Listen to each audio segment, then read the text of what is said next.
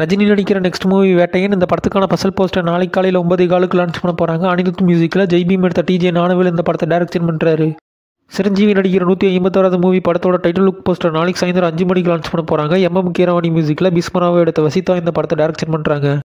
யசிகா ஆனந்த் நடிக்கிற next movie படிக்காத பக்கங்கள். இந்த படத்துக்கான செகண்ட் லுக் போஸ்டர் இன்னைக்கு லான்ச் பண்ணியிருக்காங்க.